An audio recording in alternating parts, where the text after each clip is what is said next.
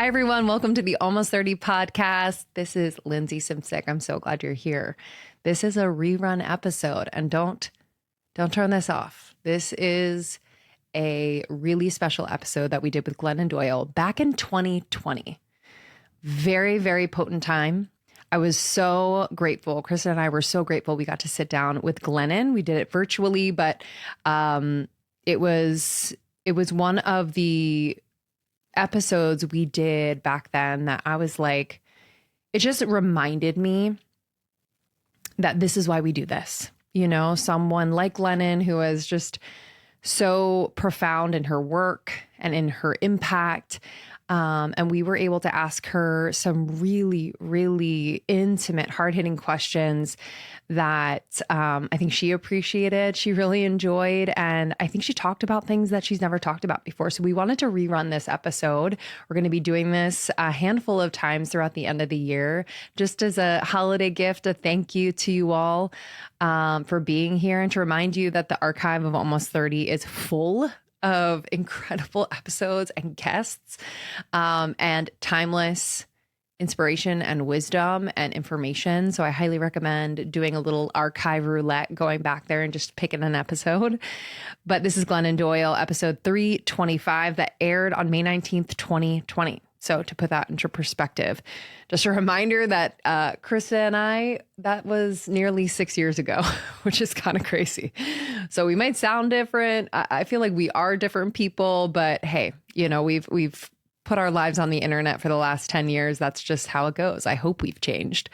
But we talked to Glennon about her evolution and self-honoring, really untaming and redefining what it means to honor her parents and honor herself through different processes and conversations. And she was very candid and frank about that.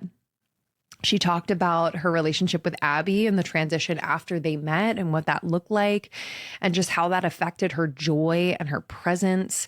We talked about society's discomfort with women's happiness and success. It's something that I think is constantly evolving, but it's definitely something I've felt in the past where I feel like there's a ceiling on my joy. And I definitely think society has a part in that, partly. She talks about her internalized misogyny. She talks about boundaries and having difficult conversations. And she establishes like these boundaries so she can protect her children and what that looks like and how that's been difficult, but very necessary. She talks about telling the truth, even when it's uncomfortable.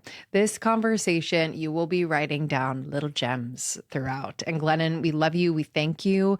Glennon Doyle is the CEO and founder of Treat Media, which is an award-winning media company for humans that want to stay human. And she's the #1 New York Times bestselling author of Untamed.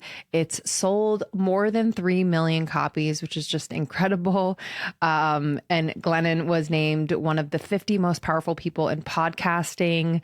She hosts We Can Do Hard Things with her partner, Abby. And by the way, when we recorded this, I think it's in the episode, Abby was helping Glennon set up this virtual interview, and it was just a freaking hoot. Because I totally relate. I am not tech savvy by any means. And so we were all just tinkering and trying to figure it out. We got to say hi to Abby. It was awesome. So check out her podcast, We Can Do Hard Things. And the book is Untamed. And she also has her book, We Can Do Hard Things, Answers to Life's 20 Questions. So good. Glennon, thank you so much for coming on the Almost 30 podcast back in 2020. We appreciate you. Enjoy this one. I think you're going to love it. And again, we're going to be doing this a handful of times throughout the end of the year, just dropping rerun episodes that we feel are timeless, are so good. And we can't wait. All right, y'all. I'll see you on the other side.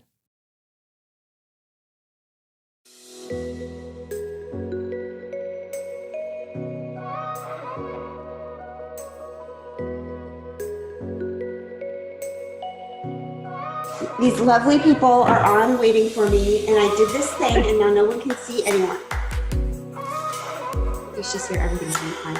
Oh my God! She's the goat. This was an iconic All moment right, for we're us. ready. Here we go. Honestly. To have like the whole kit and caboodle vision of you guys together and come to fruition in front of my eyes was like, If Abby's hot. Truly, we get Abby's it. so hot. Honestly. You too. It's true. like, I was wow. like, oh, it's true. I feel like even more so than ever, your message and what you wrote in Untamed is just so relevant for people and for women. And again, like in our community, it's just been unparalleled to any other book that we've ever, talked about with them. And we breezed through the book in like a few days. I read it just almost in like 2 sittings. I was like, and each time there was something else revealed, I was like, my jaw dropped. There was so many elements where I was like, I cannot believe she's also putting this in another book. Like the part about like the white fragility, and then the part about worthiness for equating to doing. I was like, oh, there's so many elements, but I want to dig into all of that. But one thing that I really noticed too was just seeing your evolution and your posture and the joy that you exude just increase so exponentially upon meeting Abby and upon writing this book. And I get chills I get chills now because it just seems so like magnetic for me, and it seems like so perfect for you, and I'm just so deeply happy. But there was one part of the book where you talked about that, where it's almost like the more joyful you get, the harder it is for people to relate to you. This was actually closer to the end, and I thought this was so profound, and it was even just like a sentence but a paragraph in itself. So I'd love to dig into that and how people have changed in response to you to being super happy. Yeah. We love suffering women in this culture. We want our women to be humble and messy and sad. And it's really something. I started noticing it, just like you said, right after I met Abby. And then I don't know, it wasn't about, I'm sure some of it was about being like truly in love for the first time, but I think a lot of it was just not just owning it all for the first time. I mean, I announced my marriage to Abby and my being in love with Abby, which was also kind of it was a coming out too, although I never really saw it that way. I announced that we were in love, and then people were like, "Oh my God, your coming out was so beautiful," and I was like, "Holy shit!" I just come out now. You're like, add that to the resume. Dual party. Yeah. But I think it was just sort of like not having any shame or secrets or anything anymore. It was just like this fearlessness. And I went through that right as I was launching a book that was largely touted as a marriage redemption story. So So I didn't have to, I demanded to announce my divorce weeks before Love Warrior came out, which was a terrifying experience because my entire team, because so many people were invested in that book. It was supposed to be the biggest book of the year, and it was already an Oprah Book Club pick, and the tagline for it, which I didn't pick, it's an epic marriage redemption story. So for me to say real quick before the book comes out, I'm just going to real quick get divorced. And just also I'm in love with a female Olympian. It was like I had a very, a career that was largely based on a traditional family and a largely faith-based community. So they were sure that, over and over again, I heard your career will be over, which of course is never true. When you tell the truth just always stands up. I mean, people respect it. They don't expect their writers to be perfect. They just expect them to be honest. But it was a firestorm. It was a shit show for a while. I mean, entire religious denominations were writing takedown pieces, like kicking me out of their denomination, which was hilarious because I wasn't even part of their denomination. Totally. Right? Like I felt like that episode of Seinfeld where Kramer's like, "You can't fire me. I don't even work here." Like, what?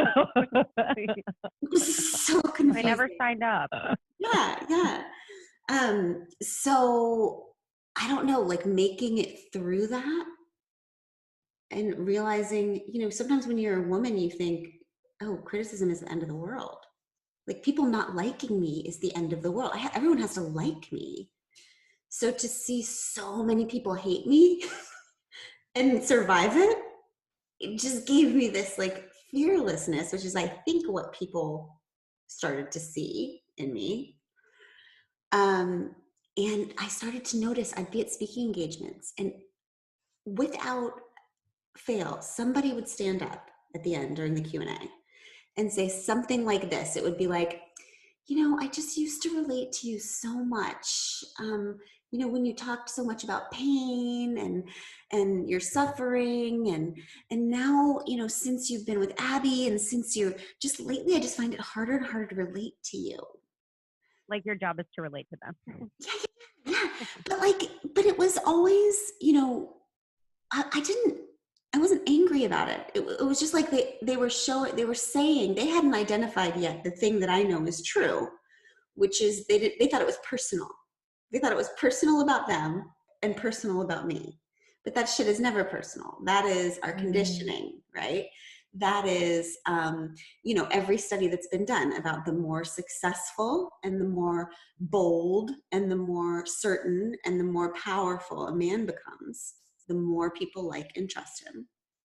And just like a complete opposite bell curve, the more successful, powerful, bold a woman becomes, the less people like and trust her, right?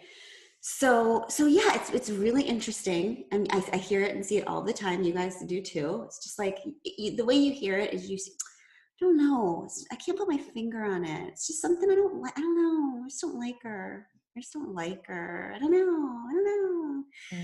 I know what it is. It's internalized misogyny is what it is, right?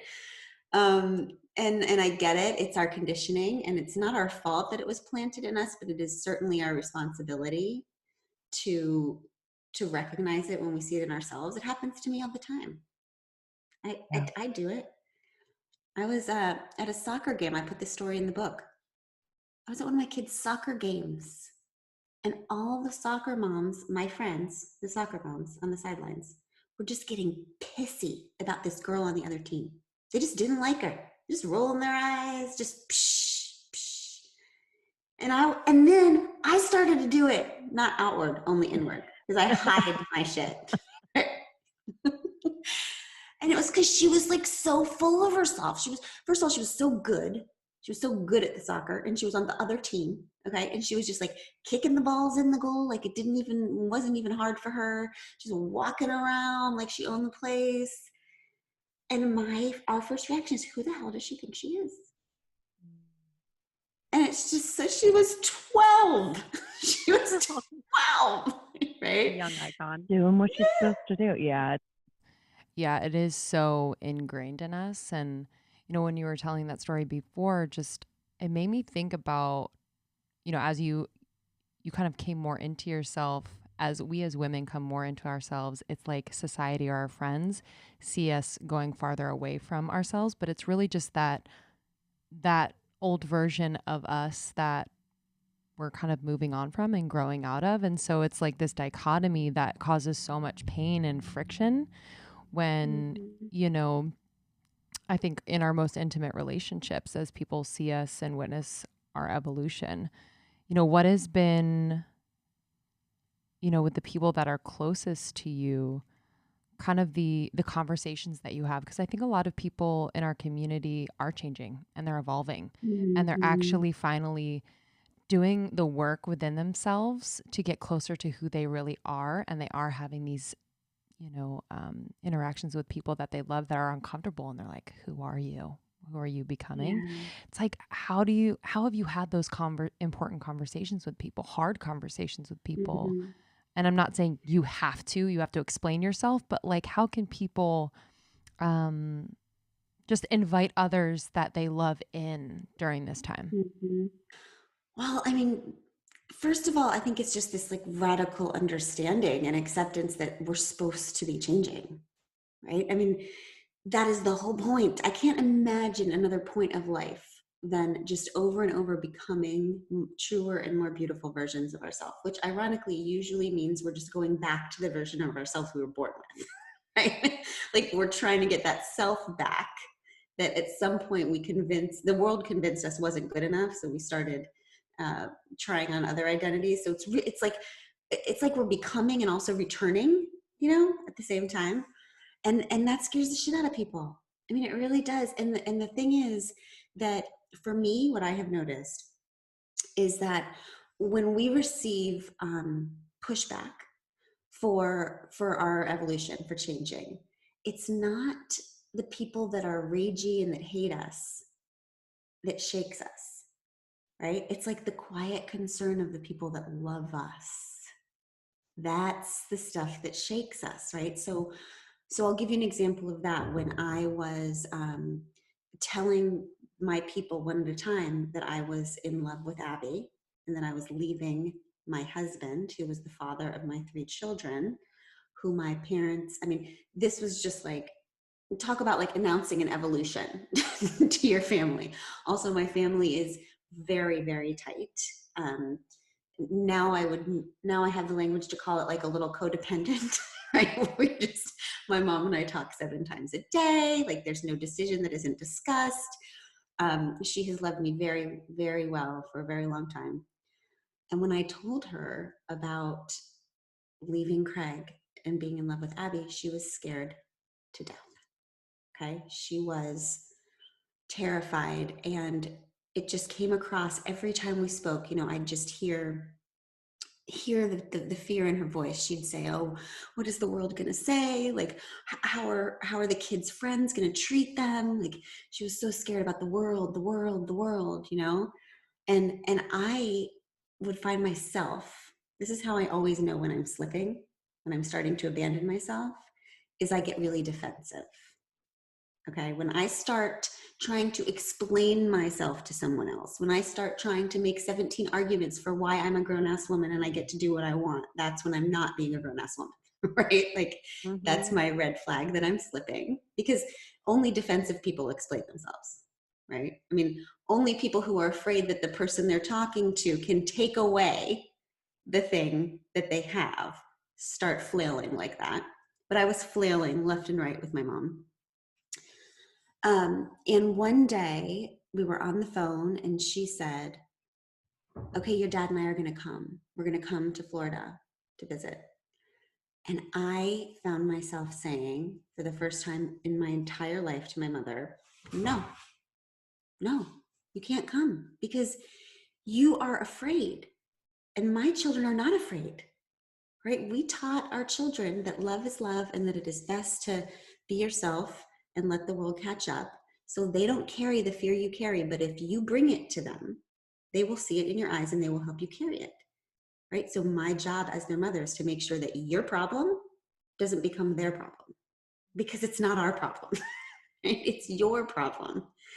And so when you are ready to come to the island of our family, that's how we talked about our family back then. It was just like, we are an island surrounded by a moat with alligators in it. It was like, little by little, we could take out the alligators and then take out, but in the beginning, you know, when you are ready to come to our island with nothing but love and acceptance and celebration, we will lower the drawbridge for you, but not 1 second sooner.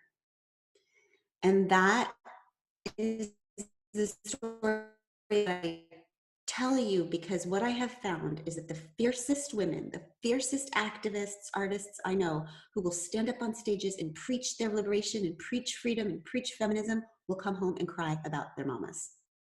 It is like the ultimate, you would think that the ultimate untaming is to be loud and yourself out there. But what I have found is the final frontier of untaming is often figuring out that the best way you can honor your parents is by trusting fully the women they raised, right? That this is not a them or me situation. This is a I honor them when I honor myself. Because by definition, we have to do things our parents don't understand. If we are not doing things our parents don't understand, we are not living into the future they birthed us into, right? We are of 2 different worlds. And it doesn't have to be done with anger and hatred. It has to be done with boundaries. But my mom she just loves me so much. She was just scared for me, right? And her fear about the world was causing her to bring me the very fear that she feared existed in the world. So that is the moment on the phone when I said no to my mom and made that clear boundary, is the moment that I became an adult. I was 42. And it's the moment when a mother and a daughter became two women. So that's what I would, what I would tell you about what will happen when you start to figure out who you are and what you want on your island and what you don't. And when you figure out that you are building your island to your own specifications, not to your family's, right? That they had their turn and now it's yours. Is that there will be fear and it will be couched in love and it will be very confusing about what is what. And that the only way, this is what I figured out, the only way, your family just wants you to be okay. At the end, they'll say a bunch of shit. It'll be a mess. They'll say, what they really want usually in healthy families is for you to be okay. And the only way that you can prove to anyone else that you're okay is just going about your life being okay. Whenever you find yourself explaining to someone else how okay you are, that's when you know you're slipping again. So powerful. I think the mother wound is something that is so real, and the mother relationship is, like, for me, been one of the most spiritually expansive and spiritually challenging relationships. So yeah, I really completely relate to that. And part of that really spoke to a point which I loved too, was like that your truth when spoken to others, even though it might not seem kind at the moment, is kind. And even when you had that experience with, Liz Gilbert, when you guys were just talking about how your truth can liberate others, I'd love to expand on that more, how being in your truth, although painful at the time, is always the best route. Well, that whole conversation with Liz is, for a very long time, the only people who knew about me and Abby were my sister and me and Liz. And Abby, she knew. That was it. And it was just I was just a woman who I just had been convinced by so many people and by my culture that a good mother does not hurt her children, like does not do anything that will bring pain to her children, right? So there was a good long while there where I just decided, well, yeah, I guess I'm just going to abandon myself, right? I'm just going to let this love go and return to my broken marriage because I cannot hurt my children. And then one day I was, hold on a second, my dog is freaking out.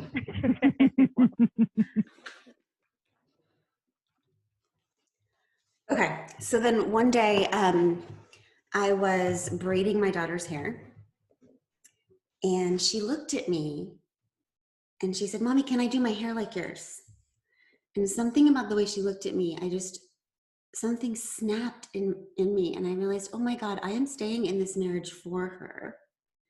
But would I want this marriage for her?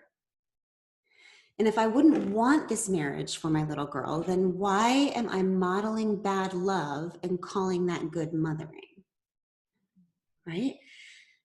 And the reason for that is really simple and obvious. And as a woman can understand the idea that the reason I was doing that is because I was tamed into believing that a good mother is a martyr, right? That what a good mother does is she just buries herself. She just buries her needs, her desire, her ambition, her dreams in honor of her children, right?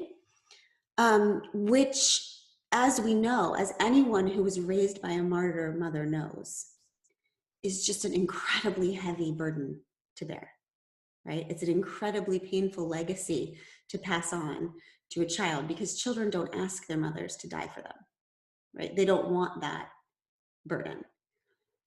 Which is why Carl Jung said the biggest burden a child can bear is the unlived life of a parent, right? So what I figured out during that time is, oh, no, I don't want to slowly die for my children.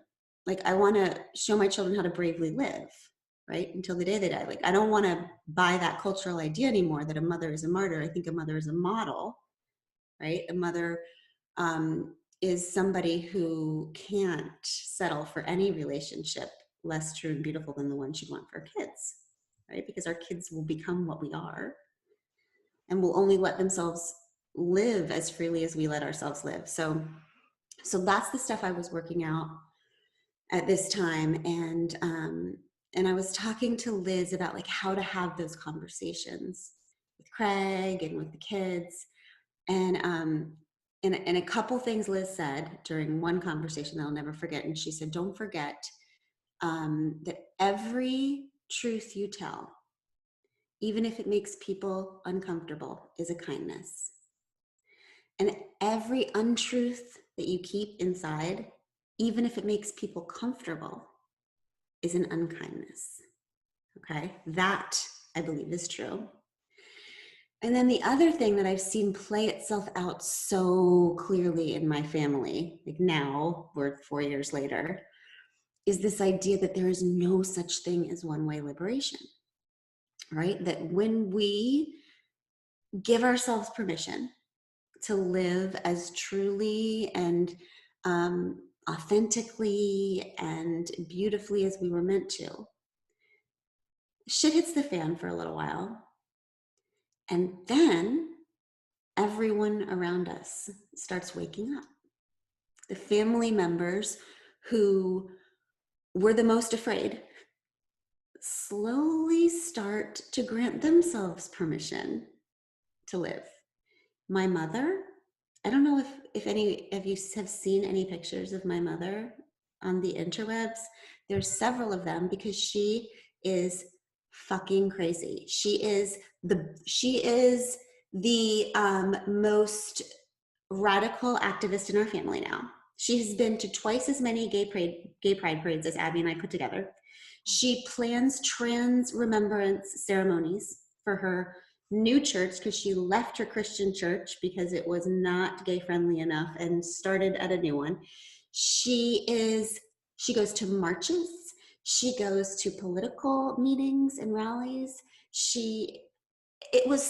I just watching her like first of all, I can't keep up with her and she's making me look bad, but also but it's just like this idea that when you see somebody, it just like woke up something inside of her. Yeah. That she probably has always been. Because it's not our parents' fault. They were trying to be good moms, right? Like they thought that was the epitome of love. Right? So I don't know. It's just so and Craig now, like Craig was so upset when we were divorcing. Now he's so happy. He has this gorgeous girlfriend who wants to make out with him. Like, of course, right? Like, it very rarely happens that someone is slowly dying and furious all the time and miserable in a relationship, and the other person is having a good time, right? Like, there's resistance there at first, but what I truly believe is that what is true and beautiful for me will always ultimately be what is true and beautiful for my people. That there is no either or, that there is no dichotomy of, do I put my people's needs ahead of my own? No, there's no line, there's no hierarchy. Like what my people need is the exact same thing as what. It's so powerful, and I've been kind of working through this in real time, thinking about that and that it's been confusing for the people that love me the most. The fact that I haven't spoken my truth or been myself in certain situations, it's very confusing.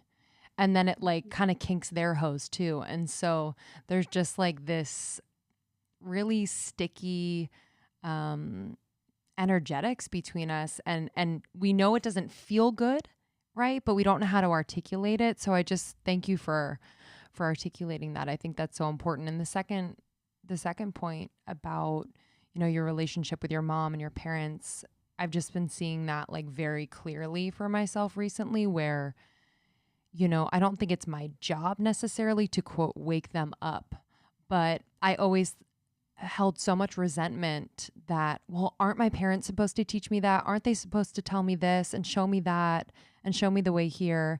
And I forget that it is like that two-way street, and it's actually a more beautiful dynamic way for me to participate in that relationship, rather than always like waiting to receive, you know, what my parents should give me as parents, and really looking at it as a relationship has been super healing for me. I wanted to dig into, you know, you talk about pain in Untamed, you say pain is the fuel for revolution. And I just kind of want to like widen the lens here for, you know, kind of the collective pain. Although I think, you know, I'm trying to see it as like this change and this stirring. But a lot of us are experiencing it as pain because we're pulling away from whether it's an identity that we've held for so long or what have you. So I would love to unpack that and how you've been kind of looking at it, especially recently with everything that's going on in the world. What I know is that in our culture, we have really screwed each other by not talking about how to deal with pain, right? I mean, the things that we will make children learn without teaching them the very basics about, I mean, I think one of the reasons I turned to addiction so early, I became bulimic when I was 10, is because I was freaking angry and sad and fearful and doubtful and envious and all these things. And nobody freaking talked about that stuff, right? We just are a culture that worships happiness. We think we're supposed to be happy all the time. And if we're not happy, then everybody panics and tries to fix us, right? So when nobody talks about pain, you start to think that your pain means you're different and weird, and you start to like hide it or numb it, right? And then that's what our whole culture does. And then you miss the benefits of sitting with your pain, right? Because if before we were talking about the point of life is to become over and over again truer and more beautiful versions of ourselves, then the fuel we use to become that it's pain, right? It's sitting with your anger. It's sitting with your fear and your doubt. It's not numbing yourself out of it over and over again. It's not grabbing those red easy buttons. You remember those Staples commercials where people would just, things would get stressful and they would grab a red easy button and hit it and they'd be transported out of their, you know, stressful, hot loneliness place. So we all learned our easy buttons. And the tragedy of that is that when we transport ourselves out of our pain, we miss all of our transformation, right? Because everything we need to become the people we're supposed to be next is inside the pain of now. And the other thing that happens, I think that most women, every woman that I know, all of them, all the honest ones at least, will tell you that at some point in her life, she realized that she had lost touch with herself, that she had completely, it happened to me when I found myself Googling, 3 a.m., Googling, what do I do if my husband is a cheater, but is also an amazing dad? Enter. Okay. So this is a rock bottom. This is a time where you are 42 years old and you realize that you are asking a bunch of trolls and bots what to do with your one wild and precious life, right? This is really something. And I just remember sitting there and thinking, when did I lose myself? Like, it's like a phone line has been cut. Like, I know I'm up here, but I can't reach the part of myself that's supposed to tell me who I am, what I want, what I know, what I should do. Like, when did I stop trusting myself? And I believe that one of the reasons we stop trusting ourselves is because we abandon ourselves during pain.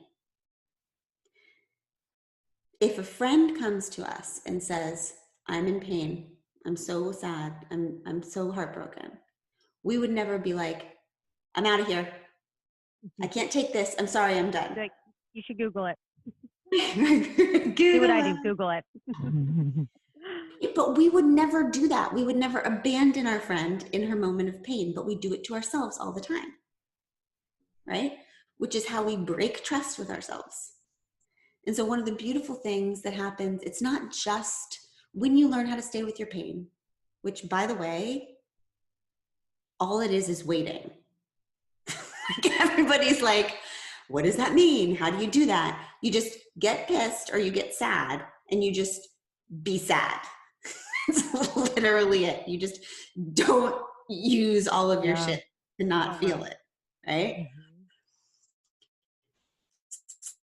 So that changes you, right? The pain is like, it's like an alchemy, right? That it literally changes you, who you are. But it also makes you become a woman who trusts herself, because you become a woman who doesn't abandon herself in pain, right? You like look at yourself in the mirror one day and you're like, I got you. No matter what happens, I'm staying. You just stay with yourself, right? So that's been one of the best lessons of being 40, is like, first of all, learning that all feelings are for feeling, right? Life is not about being happy all the time. It's not about feeling happy. It's about feeling everything. That pain won't kill me. I used to think that if I did feel my pain or my anger, that I would be like a black hole from which I would never recover. That is just not true. You can feel all of it and survive. And also just this beautiful relationship you end up with yourself when you become a woman who doesn't abandon herself. It's just, I don't know. I have become a human being. I will abandon everyone else's expectations of me. Everybody's, even Abby's, everybody's, before I will ever abandon myself again. That's just the only failure to me now. The only failure I can think of is self-abandonment. And it's one of those things too. It's like you teach others how to treat you. So that's when the reverberation effect, where everyone starts to treat you differently, with respect, with love, with like this sense of awe when you are there for yourself the most. And it's just a healing experience for everyone to witness. It's so profound to see a woman in her power.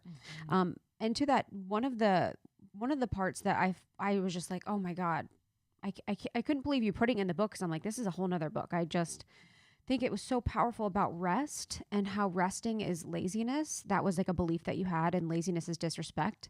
And when you would witness Abby resting, and I believe so many women of our community are exhausted. You know, we were on tour last year, and at one of our tour stops, we like had everyone raise their hands. We're like, how many of you are exhausted?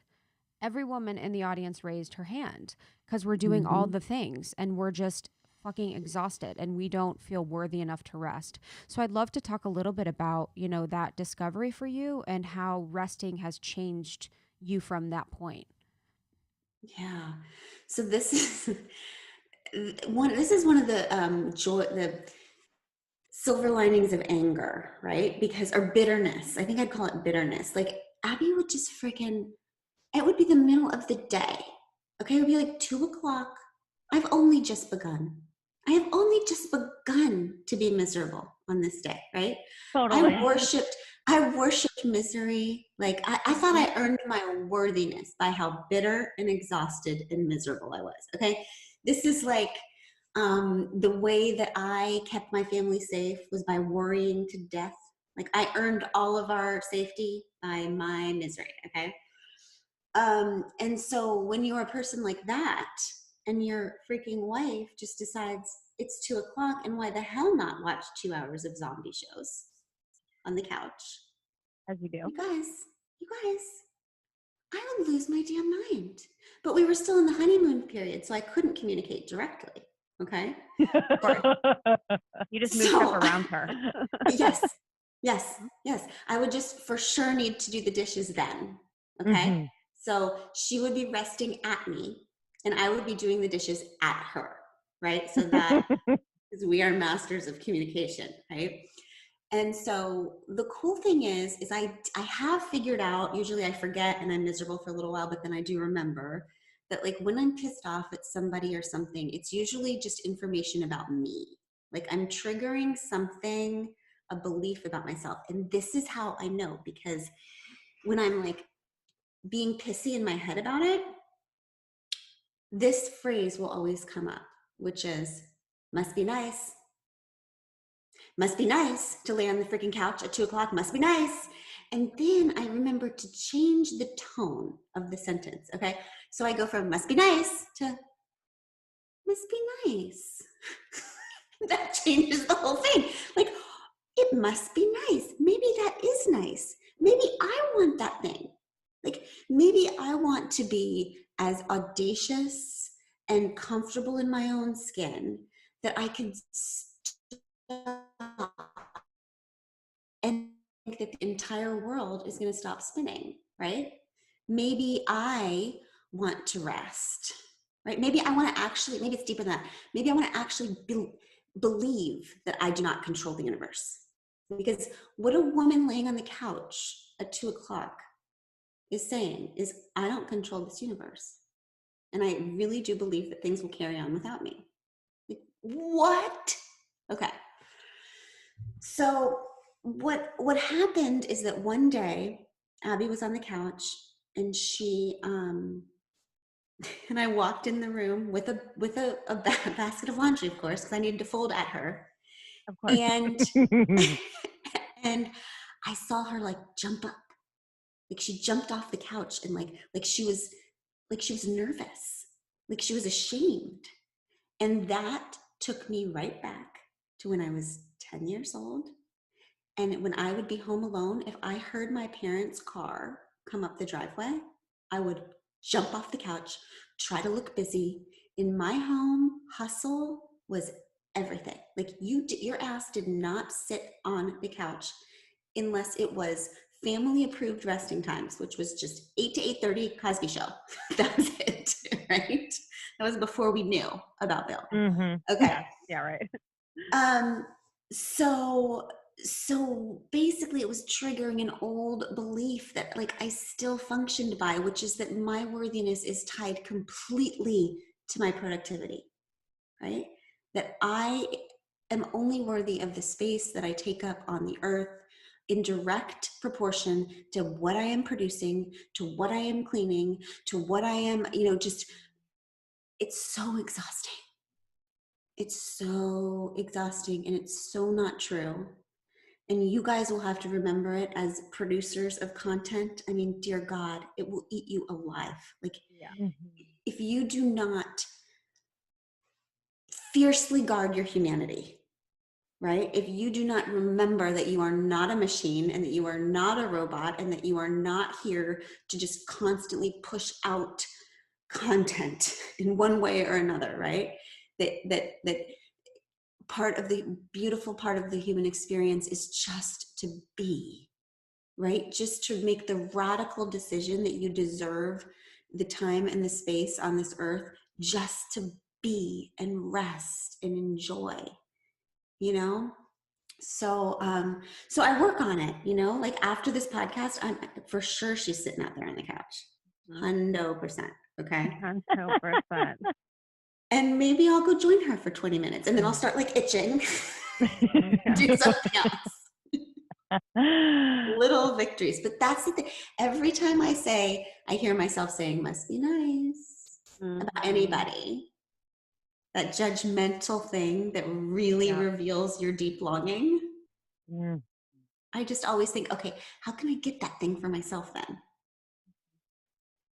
Yeah, I mean, relationships are our greatest teachers, and I'm feeling like as an adult it's like the most uncomfortable thing at times, especially with a romantic partner. I think I early on in my dating days, I always wanted to change the person, so that like feeling of like her sitting on the couch, it's like wanting to change that about her. But it's been such a cool experience to be in those moments and be like, I love that you love that. And maybe how it makes you feel is something that like we can enjoy together, or I could start doing. It's just like this really beautiful learning. And that we chose that person for a reason. yeah. Because the thing they are doing is the thing that we deeply know we need. Like, for example, okay, I'm with you, except I'm probably more extreme than you in that I am the most controlling controller that ever controlled. Okay. Like, I used to just call it good leadership. Okay. But now I know that I'm the worst. Okay. And I just feel like I'm very smart and that I have really good ideas about how everyone should behave. And that if everyone would just do the things, right, that it would just I just have this vision, right? And it would just I just want to help you make all of my dreams for you come true, is what my family says about me. Okay, so this worked for a long while. But then I married Abby and it stopped working completely. She's uncontrollable. And we're two women, so we're just always like digging and talking and like over communicating, and we know each other very well. And so one day I was doing the thing where I'm just manipulating her, but I think she doesn't know, right? And she said, okay, honey, I see what you're doing. I know it's out of love, but I need you to know that when you try to control me, it makes me so sad, because it makes me know that you don't trust me. And I trust you so much, and I want you to trust and respect me too. Okay, these were not the conversations I was having with my ex-husband. Yeah, I was gonna say. Right? They usually don't catch the manipulation, which is like, no, you know, blessing. the whole thing. Bless. I went a decade without that conversation in my last one. 100%. So here's what I figured out about control. Okay, she was talking about control, but she was talking about love and trust. And so what I figured out is, oh, we can control our people, or we can love our people, but we can't do both, because love demands trust. And so we only control things we don't trust, right? And the cool thing is that when you figure out, you said you're trying to change your person. I'm trying to change Abby. Okay, Glennon, so what's the end result of that? Do you want her to be like you? You want her buzzing around this house like you, like an devil, never sitting down? Or like Abby has this unbelievable trust in people. She just trusts everybody. I am Fort Knox of boundaries. Okay, it is very hard for me to trust people, like in my real life. I know in my art life and activist life, I love everybody. In my real life, I love like 4 people. Okay, I'm just like very guarded. And so when Abby widely just goes around trusting everybody, it scares the shit out of me. And so I shame her about it. That's my main strategy, is I say, have you asked this? Have you asked this? What? Until I figured out, do I want her to be like me? Like, do I want her? No, I married her because I need to rest. I married her because I need to trust, right? She married me because she needs to get her ass off the couch. She married me because she needs to ask a few more questions of people, right? Like, we actually both need to stay exactly who we are and just model for each other these like yin and yang ways of being that actually make us really good partners. Anyway. It's beautiful. Obsessed with that. Yeah, my fiance loves the most when I'm like unwell. If I'm like feeling my stomach hurts or my head hurts and I'm resting, it's like his favorite thing. He like curls up next to me. He's like, "Oh, we're just gonna chill for a while." I'm like, "Oh, only until I'm better." Just as a last thing, I'd love to know, you know, as far as like your activism right now, has that been more activated than ever? How are you feeling inspired? Are you feeling defeated? Like, how has that been? Because I know that's such a huge part of your life. Yeah, I mean, it's been different than usual. Like usually with Together Rising, I would say we're 60% kind of like first responders on the ground trying to like meet individual families' needs. That's what we've been doing for a decade. Just like people who are like women who are like, I can't keep the lights on. I can't pay my bills. I can't blah, blah, blah. We work one-on-one, and then 40% are big projects. Like the last few years, we've been the #1 American organization reuniting families at the border and dealing the best way we can in service about the Syrian refugee crisis, and also really focusing on LGBTQ the LGBTQ community is the highest growing rate of homeless people in the country, and that's because of the shame and hate that is trickled down in religious institutions to families who then turn that shame on their children and kick them out. Okay, so so those are like big projects that we're always working on, and that now feel like we're not as much, because every minute of our day is going towards being that other 60% first responders, because luckily we feel a little bit like we built the ark before the flood, because we have been meeting people's needs this way, like for so long. Now we just have so many systems in place to get funds to hurting people in real time. So in some ways it feels like it feels like the rest of the world. Like in some ways the big shit has stopped and the little micro just keeping people fed and keeping their lights on and keeping their rent paid has like skyrocketed. So yeah, that's that. It's amazing. I was reading an article and you were talking about, exposing your mainly white audience of women to, the issues and the pains and the challenges of people of color. And that responsibility is something that, we have felt with a platform and are just honestly navigating it, making mistakes along the way, but trying to be as honest as possible. And so like, I would love to just hear from you, like, what does that responsibility feel like? And, how do you give yourself grace as you learn and evolve along with, that mission? Well, first of all, I would say fucking awesome that you asked it. I feel like that is like proof that you're doing it. Because that's it, even that, like even asking the question. I can't tell you how many podcasts I've done with white women over the last, maybe 7,000 podcasts with white women in the last few weeks. And barely any of them have asked me that. So awesome. Because isn't it even scary? It's scary to like even bring up because you're afraid you're going to say it the wrong way, or you're afraid you're going to like. So I think just being willing to bring the topic up, to let it be awkward. I feel like, I mean, I have been sort of in the anti-racism movement for a while, for a long time now.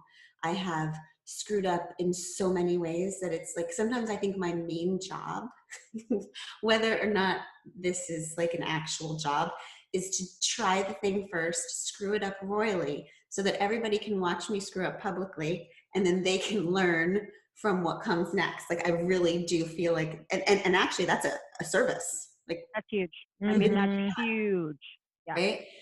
So, a few things. I used to think all the time, like, why is my audience so white? Why is my audience so white? Well, figure out, okay, that's not the right question. Like my job is not to get to have Black women listen to me more. My job is to get my white audience to listen to Black women more. Right. So my first thought to you would be is have as many brilliant Black minds on your show as you possibly can. I have lists that I can send you. Just amazing. I started this tour like 8 years ago or something. I just noticed that I'm mostly a speaker, and the speaking world was just like, God, like every big panel would be like, here's your 2 spots. Where's our token? Or 3 spots? Well, let's get our token, 2 white women, and then, 1 Black woman. Like it just was so infuriating. So I actually started a tour, and with almost all women of color, and then like me and Abby, we were the token white people on the tour. And what was so amazing is that the people would kind of come to hear me, and then every single speaker on that tour was so unbelievably fantastic. One thing I've noticed is that when you have a tour or an event, and you have that token spot to add a Black woman of color, it is like expected that that person will speak about race. Mm-hmm.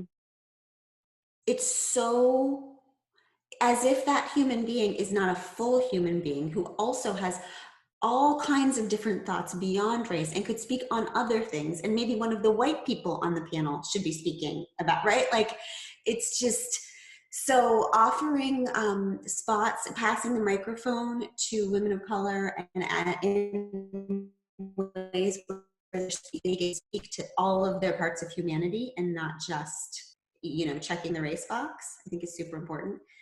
I think it's really important to, I think that anti-racism work for white women is like a glacier, and 95% of it needs to be done underwater. Meaning, you need to be reading every single book you can get your hands on. You need to be following Black women and women of color activists like it's your job, because it is. You need to be reading, you need to be transforming, because if you are not becoming different, then when you do show up, what you say will be off, will be wrong, because the process, it's not about like performing, it's about transforming. It's about like unlearning every single thing you've ever learned in your white-centric education, as I did.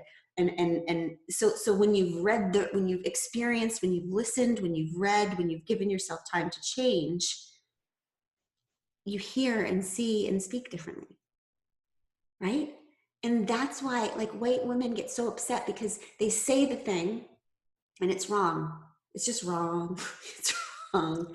And then they get corrected and they think, we think, but I tried, but I said the right thing. Why is everyone so mad? And the reason why people are mad is not just because they said the wrong thing. It's because the thing that they said proved they didn't do any of the work before they showed up, which proves that it's all performative. Because had they done the underneath work, they never would have said that thing in the first place. Yep. Right? So that would be my advice. Just make sure that your anti-racism work is 90% underwater, where no one can see it. Right? And then you actually will feel less scared to speak, because you will have become different. You know, it's like if you're holding a mug and it's full of coffee and you get bumped, coffee will spill out, right? And if you're holding something else will spill out. Like when you show up to anti-racism work, you will get bumped. And what you are inside will spill out. So you have to do the work to make sure that thing that is inside is different than when you started. And just keep being brave, because you'll get criticized, and there are worse things than being criticized, which is being a coward, right? Yeah.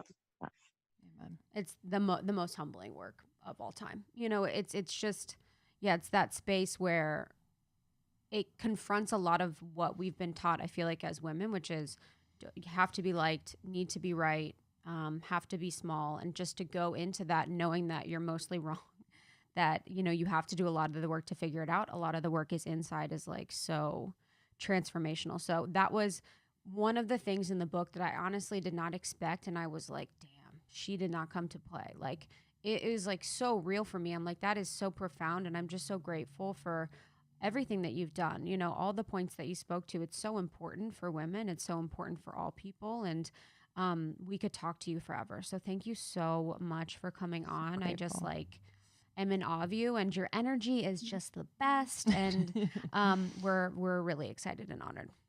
You guys, well, I hope this is just the beginning of a friendship. I just think you guys are wonderful. I mean, sure, I'm at your house tonight. I'll get on the We'll be on the couch. You can join Abby on the couch. Perfect. I'll be folding with you, actually. I can be moving stuff around, clanking it. You can be folding. We can like double team it.